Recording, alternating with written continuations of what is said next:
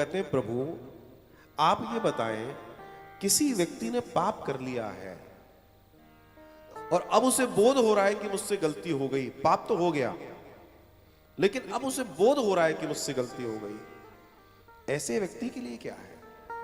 आपने तो बोल दिया कर्म का फल सबको भोगना पड़ेगा, लेकिन क्या कोई ऐसा रास्ता है कि व्यक्ति ने पाप कर लिया, अब उसको बोध हो रहा है कि नहीं ये तो गलत था, मैंने गलत कर लिया, कोई प्रायश्चित का मार्ग उसके लिए है?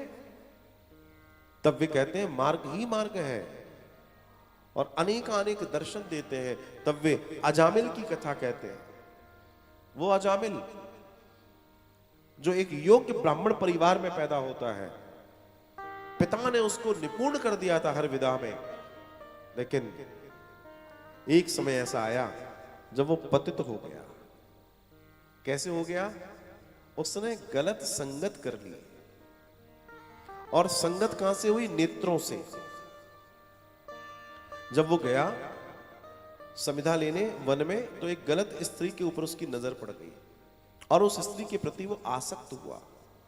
जो उस स्त्री के प्रति आसक्त हुआ तो उसका धर्म छूटा, उसका घर छूटा, उसका गांव छूटा। इसलिए मैं बार बार इस चीज पे फोकस करता हूं कि आपके तरफ से इनको हमेशा बचा के रखिए, क्योंकि जो भी चीज आएगी वो आपके अंदर दो जगहों से प्रवेश करने वाली है, ये तो आंखों से या कानों से। और जीवन का एक सूत्र समझ लीजिए, आपको जहां जाना है, जैसा बनना है, जैसा होना है, आपके आसपास वैसे ही लोग होने चाहिए। अगर आपकी एसोसिएशन गड़बड़ है तो आपका निर्माण भी गड़बड़ ही होगा। आप जो पढ़ रहे हैं वो आपका विकास वैसा ही करेगा, आप जो खा रहे हैं, आप जहां रह रहे हैं, आप जो पहन रहे हैं, आप जो देख रहे हैं, जो भी चीज आपके साथ घट रही है, आप वैसे ही बनने वाले हैं। आप ये सोचें कि आप कुछ करें कुछ और हो कुछ जाए, हो ही नहीं सकता। होगा वही जैसा आप कर रहे हैं।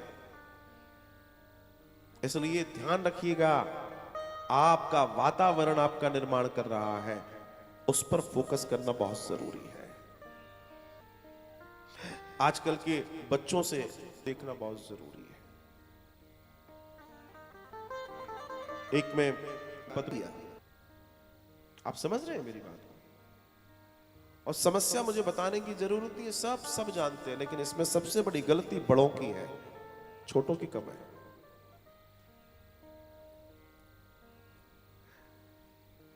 आपके हाथ में जो गैजेट है ना, उस पर शोध होता है, और वो शोध, मैं अभी दूसरी बात कर रहा हूं, वो शोध बताता है कि आपके घर की जो टॉयलेट सीट है ना, उससे भी ज्यादा गंदा होता है वो, क्योंकि वो तो रोज 10 बार वॉश हो रही है, ये वॉश नहीं हो रहा। इस पे उससे भी ज्यादा जम्स है, उससे भी ज्यादा। और कई बार माताएं अपने छोटे छोटे बच्चों को दे देती हैं, चलो तुम बहलो, हम अपने काम निपटाएं। अच्छा, वो बहलते बहलते जब आदी हो जाते हैं, फिर कहते हैं दो, वो कहते हैं नहीं देंगे। और फिर धीमे धीमे एक महामारी सर्कुलेट होने लगती है। हमें इस सूत्र को समझना होगा, हमें इस सूत्र को जानना होगा। आज के परिवेश में इन चीजों को समझने की बहुत जरूरत है। माता पिता को इस चीज पर ध्यान देना है कि उनके बच्चे, ध्यान तो देना ही पड़ेगा, क्योंकि सावधानी हटी, आप कुछ कर लीजिए, आप पूरे संस्कार अपने घर में दे देना, बाहर थोड़ी ना आप बैठे हो। इसलिए ध्यान दीजिएगा इस बात के ऊपर कि आपको सजग रहना है, बहुत सजग रहना है। वो कह रहे थे कि मेरे यहां, मेरे डिवीजन में रोज 3 से 4 केस ऐसे हैं जिसमें बच्चियां आ रही हैं, बच्चे आ रहे हैं, बस 18 हुए, 19 हुए, और कह साहब जी हमने शादी कर ली है, या फिर वो साथ में रह रहे हैं। बोला हम परेशान हैं देख देख के, हम तो ये देख रहे हैं हो क्या रहा है, इनके घर वाले कहां थे अभी तक? तो घर वाले अपनी जिंदगी में थे, घर वाले अपनी मौज में थे, घर वाले अपने कमाने में थे। आजकल तो घर वाले घर वाली दोनों कमाने में थे, तो बच्चों कौन देंगे? बच्चे अपनी जिंदगी देंगे। घर वाले अपनी किटी पार्टी में थे, वो अपनी पार्टी में थे, बच्चे अपनी पार्टी में थे। समाज तो ऐसे ही निर्माण होता है। वो दर्द बयां कर रहा है वो पुलिस अधिकारी कि हम देख देख के हैरान है कि ये समाज जा कहां रहा है। और वो बच्ची जो 18 साल अपने माता पिता के साथ रही है, उसको हम लोग कितना समझाते हैं, वो कहते हैं नहीं ये मेरी माँ नहीं है, मेरा पिता नहीं, मेरा तो जो भी कुछ है यही है। क्या तो मामला है। तो हम असल में कर क्या रहे हैं? सिर्फ पैसा ही कमा रहे हैं या कुछ और भी कमा रहे हैं?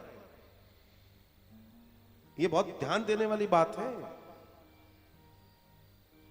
कि हम जा कहां रहे हैं, हमारी स्थितियां क्या हैं। हर चीज की अपनी वैल्यू है, पर वो चीज कब किसके हाथ में आनी चाहिए इसकी भी वैल्यू है। क्योंकि चीजें अपने मेरिट्स कम दे रही हैं, डिमेरिट्स ज्यादा दे रही हैं।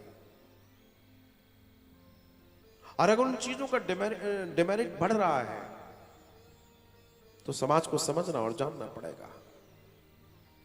उस बच्चे के साथ घटना सिर्फ इतनी घटी थी कि वो वन में गया, एक गलत स्त्री को देखा, उसके ऊपर आसक्त हुआ और ऐसा आसक्त हुआ कि सबसे पतित हो गया, सब चीजों से पतित हो गया। कहते हैं उस स्त्री को लेके गांव से निकलना पड़ा उसको। अब ना वो पांडित्य कर्म कर सकता, ना व्यापार कर सकता, कुछ नहीं कर सकता। तो क्या किया उसने? चोरी डकैती। क्योंकि अब उस स्त्री को जो साथ में लेकर आया उसका भी लालन पालन करना है, उसकी भी देखरेख करनी है, उसकी भी इच्छाओं की पूर्ति करनी है। चोरी डकैती आदि आदि कर्म करने लगा। बड़ा भारी पैसा कमाया उसने, महल जैसा घर बनाया गांव के भारी जंगल में।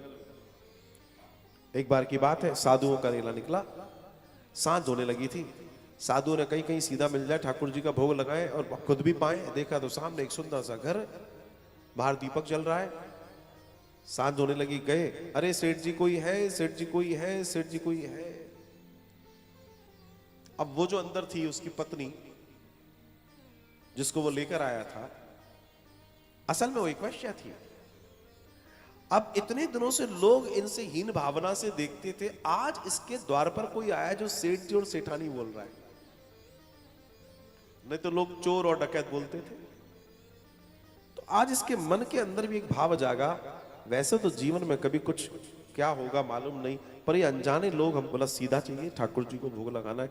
मन में विचार करने लगी, मेरा आदमी इतने पाप करता है, कुछ तो मैं पुण्य कर लूं। और ये पुण्य ले रहे हैं मुझसे। पहली बात तो देने वाला बड़ा नहीं है, लेने वाला बड़ा है।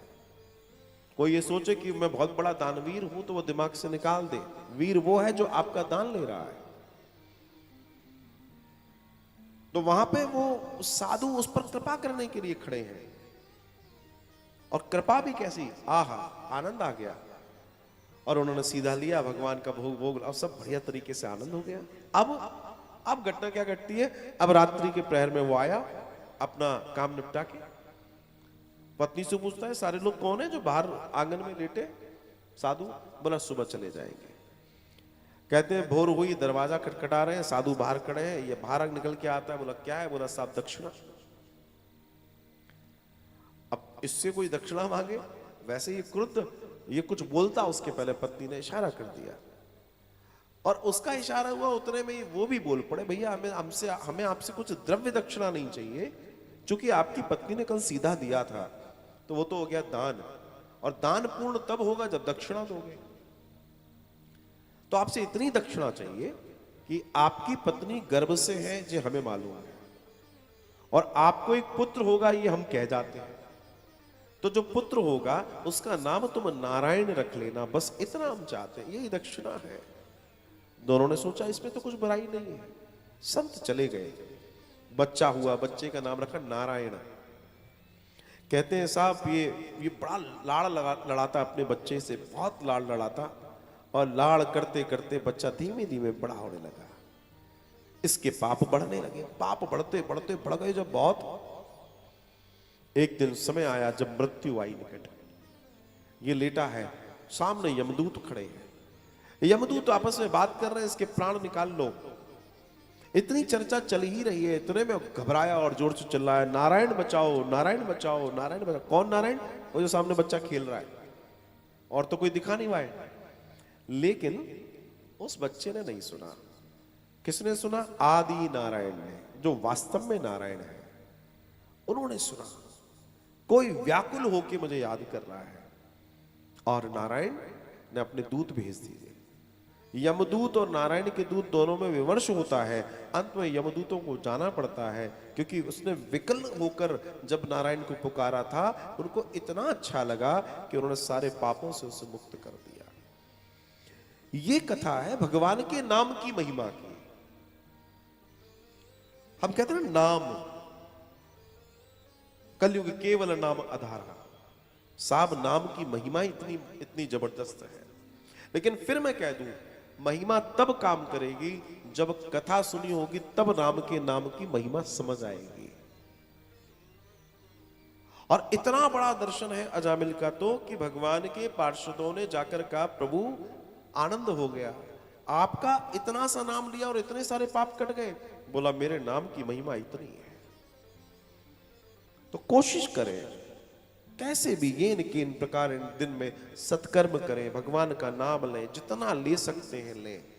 क्योंकि हम जाने अनजाने में न जाने कितने पाप रोज कर रहे हैं, लेकिन वही परमात्मा का नाम उस पाप को भी काटने वाला है। और निश्चित जानिए, उससे बड़ी कोई स्थिति नहीं।